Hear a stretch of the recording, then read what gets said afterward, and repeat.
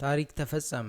የእግር ኳስ ንጉስ ክርስቲያኖ ሮናልዶ የመጨረሻውን የዓለም ዋንጫ ጨዋታ አድርጎ በእንባ እንግዲህ እንደሚታወቀው ተሰናብቷል። ለአንዳንዶች ፍጹም ያልታሰበ፣ ለሌሎች ደግሞ አስገራሚ ታሪኮች የተመዘገቡበት የክርስቲያኖ ሮናልዶ የ2026 የዓለም ዋንጫ ቆይታ ምን ይመስል ነበር? ፖርቹጋልስ እንዴት ተሰናበተች? ዛሬ በዝርዝር እንመለከታለን። ለቻናል አዲስ ከሆናችሁ ሰብስክራይብ ማድረጋችሁ እንዳትረሱ፣ ቪዲዮን ከወደዳችሁ ደግሞ ላይክ አድርጉ። በዚህ በ2026 በዓለም ዋንጫ ሮናልዶ ገና በምድብ ጨዋታ ላይ አዲስ ታሪክ ሰርቷል። በፖርቹጋል ሁለተኛ ጨዋታ ላይ በኡዝቤኪስታን ጎል በማስቆጠር በ6 የተለያዩ የዓለም ዋንጫ ኮከብ ላይ ጎል ያስቆጠረ ታሪክ የመጀመሪያው ተጫዋች መሆን ችሏል። በአጠቃላይ በዓለም ዋንጫ በታሪኩ 27 ጨዋታዎችን በማድረግ ከፍተኛ ተሰላፊነት ሁለተኛ ደረጃ ላይ ሲቀመጥ 11 ጎሎችንም በስሙ አስመዝግቧል።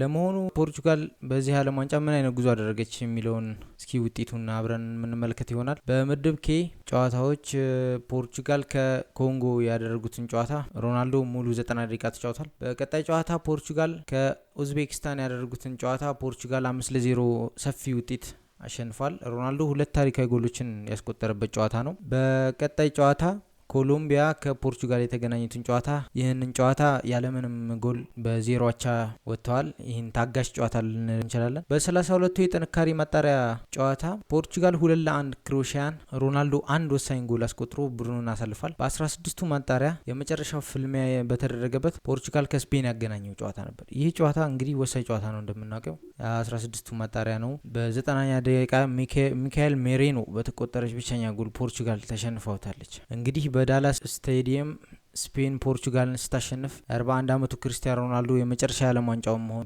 ያረጋገጠልን ሆኗል። ከጨዋታው በኋላ ለስፖርት ቲቪ የሰጠው አስተያየት እጅግ ልብ የሚሰብር ነበር። ይህ የመጨረሻ የዓለም ዋንጫ ጨዋታ ነበር። በዚህ መልኩ መሰናበቴ ያዝናለሁ። ነገር ግን የተቻለኝን ሁሉ አድርጌያለሁ። ህሊናዬ ንጹህ ነው። ከኔ በፊት ፖርቹጋል ምንም አይነት ትልቅ ዋንጫ አልነበራት። እኔ ግን 3 ዋንጫዎችን፣ 1 ዩሮ፣ 2 ኔሽንስ ሊግ ማምጣት ችያለሁ። አሁን ከቤተሰቤ ጋር የመሆንበት ጊዜ ነው ብሎ እንግዲህ ታላቅ አስተያየቱን ሰጥቷል። ይህም የሚዲያውን የሳበበት ሁኔታ ነው። የእግር ኳስ ታላቁ ጎል አስቆጣሪ የዓለም ዋንጫ ክብር ቢሰናበትም ያሳየን ተጋድሎና ያስመዘገባቸው ክብረ ወሰኖች ግን መቼም አይረሱም። እናንተስ በሮናልዶ ስንብት ላይ ምን ተሰማችሁ? በኮሜንት መስጫት ላይ ያሳውቁኝ። ቪዲዮውን ላይክ እና ሼር ማድረጋችሁ እንዳትረሱ። በቀጣይ ቪዲዮ እስከምንገናኝ ቻው።